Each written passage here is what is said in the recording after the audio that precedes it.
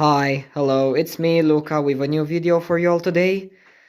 So this should have come out a lot earlier, if it wasn't for the very dark period I've been through again. But leaving that aside, here is my most recent clock acquisition. It's something that I wanted to get for a long time, and I did have the opportunity to get one of these in the past, but I sadly missed it, so without further ado, here is my Junghans Electro-Gong wall clock. It was made circa 1965. I cannot give you an exact date of manufacturing because some of the catalogs from the Junghans archive are missing and I couldn't find the clock in any of the existing catalogs. So I assume it was made no later than 1970, or perhaps I'm just blind and I missed it. Okay, so I stopped the other clocks for a moment so I can do the striking demo of this clock, because it is extremely quiet. It strikes on every hour and half hour on a membrane gong.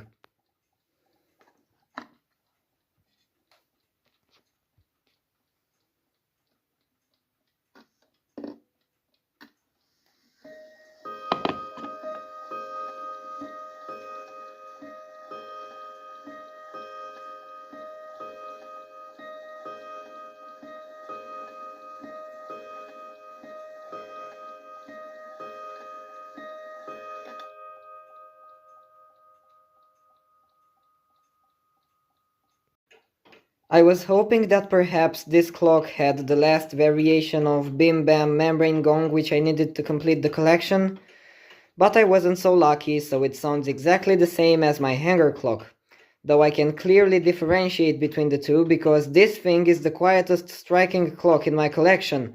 I mean, I can literally shut the door to my room and stand right in front of it, in front of the door, and I can barely hear the middle note of the Bim Bam strike. Okay, so I've taken this off the wall now to show you the back of the clock. Here is the back cover with some stickers. It says Germany there on top. And if I take this out,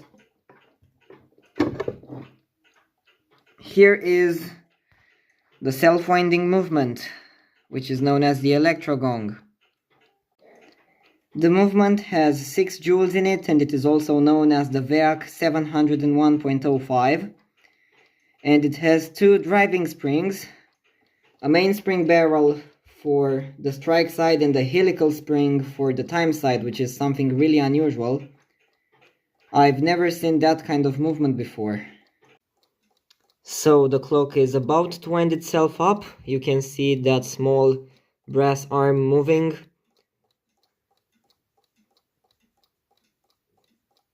And this big steel arm will soon be released, activating the motor.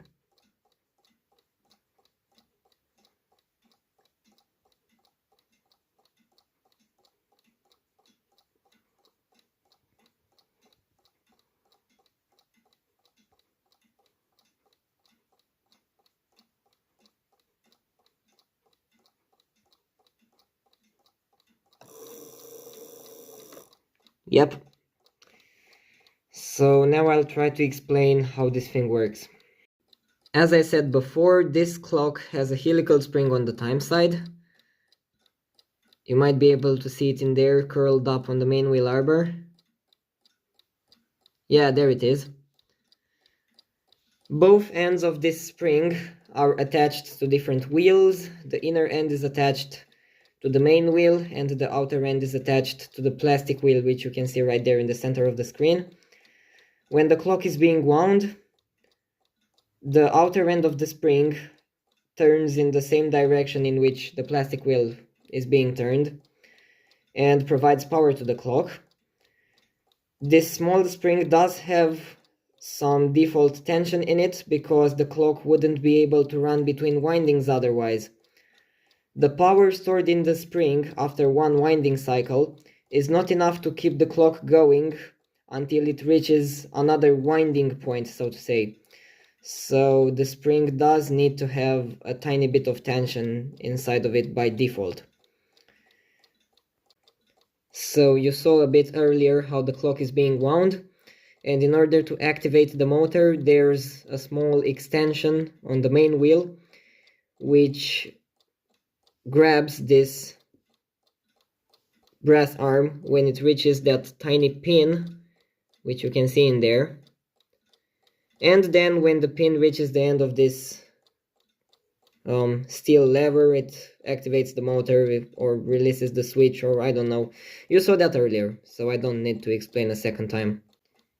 Here's the striking train of the clock, and here's a small pusher-like thingy which you use to wind the striking train manually in case it doesn't have enough power to run. Just like my hanger clock, this clock has a small window cut in the bottom of the case to let the sound out, which I'm too lazy to show because it's nothing special really, it's just a slot cut in the bottom of the case. And since this is a clock which I brought back from the dead, I'll now show you some clips which I recorded while I was working on it. Alright, so the new Junghans Electro-Gong clock has been fully disassembled and I'm now in the process of cleaning it.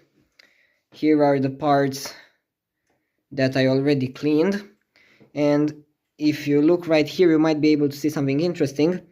This is the lifting wheel from the strike side that lifts the hammers. It has a small spring barrel attached to it, which is the power source of the striking train. And interestingly enough, if we go over here, this wheel right there with a helical spring on it is some kind of equivalent of the great wheel on the time side, because that helical spring, believe it or not, is the time side mainspring. And I assume they built the movement that way because the striking requires more power than the time side.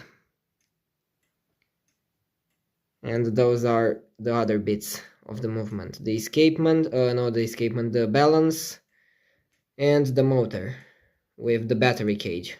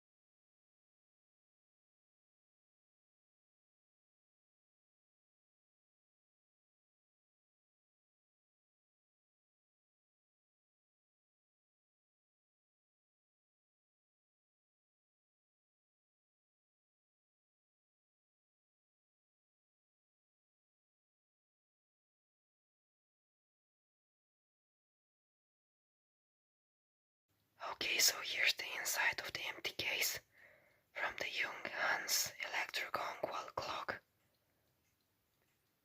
It's a little bit dusty and needs to be cleaned. I have also done some minor adjustments to the movement. I have put some more default tension on that helical spring from the main wheel. So now the amplitude is a little better and the clock actually runs a little better. There was too little tension on that helical spring, so occasionally the movement would stop. I'm sorry that I have to whisper, but it's very late at night and everybody is sleeping. Here's where the clock stays during nighttime, with its best body and some other bits and pieces. And I think that's it for today. I hope that you enjoyed this video and that you liked the clock. I was Luca, and I'll see you a bit later. Bye bye.